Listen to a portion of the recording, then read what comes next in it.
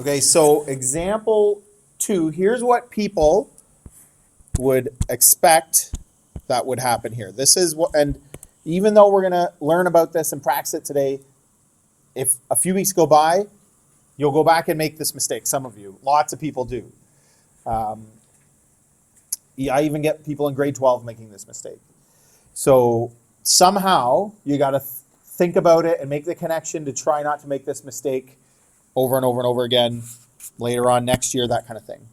People will say it's x squared plus 3 squared. That's the way you want to do it because you're good at distributive property. You've already shown that. It looks kind of like distributive property, so I just square the x and square the 3. But here's the question. Is that right? You might think just by the way I've been talking that it's not, but how do we tell? Distributive property is something that works for multiplication, which is what we used it for last week. Does it work for other things, like an exponent? What does an exponent mean? Here's how we can answer that question.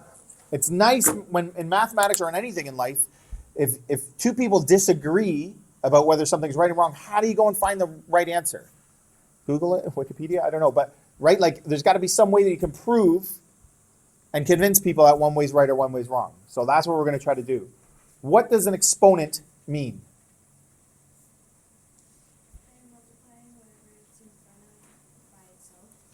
Whatever the exponent is on, you multiply that thing by itself that many times. A 2 means you're going to multiply it twice. You're going to have 2 of them. So what is the exponent on? Like, how could I rewrite this thinking about the exponent?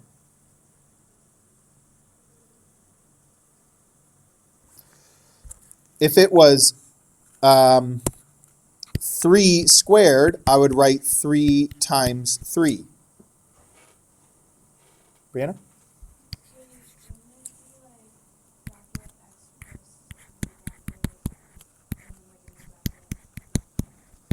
Right.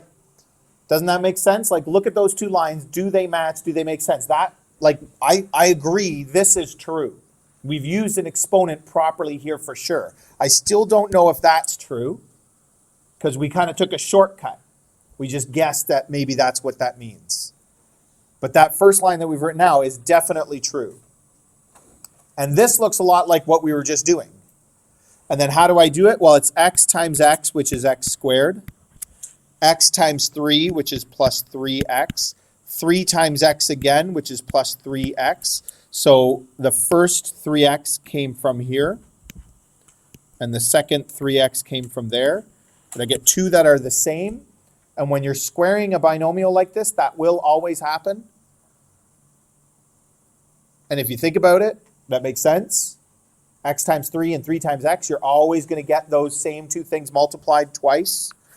And then 3 times 3 is 9. And look, from our first guess, I've got the x squared and I've got the 9, but I've got some other stuff too.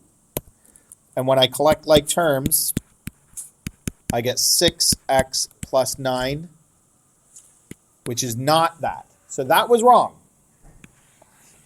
And I don't know what to tell you, but even if you think, okay, yeah, I get that, that's obvious, I can do this, people can't. Like, people make that mistake over and over and over and over again. So think about what it means. Try to make a mental note to yourself what that means. I'm going to get rid of it entirely. And when you see a squared binomial, if you at least think, oh, there's a trick here, there's a mistake that people make. How do I avoid making it? One way is by writing out that line every time. So write that step out. Think about what it actually means. You don't necessarily have to if you can do it in your head without writing that out. But I would suggest, for now, writing it out. So let's try the next one. So for this one, you want to write it out the actual way, p minus 8 times p minus 8.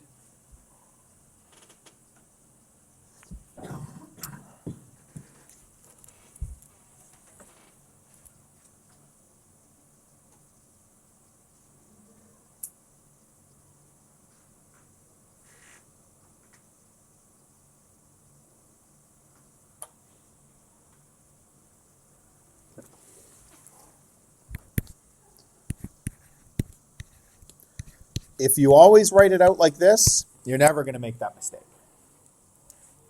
If you forget that you're supposed to, or you don't know that you have to, then that kind of thing can happen.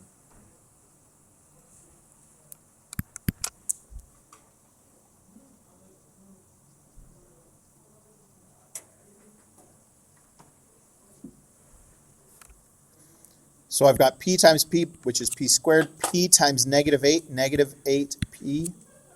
-8 times p, another -8p. -8 times -8 is positive 64. Some people might think that's 0 because 8 minus 8 is 0, but -8 minus 8 is not 0. Negative 16p plus 64.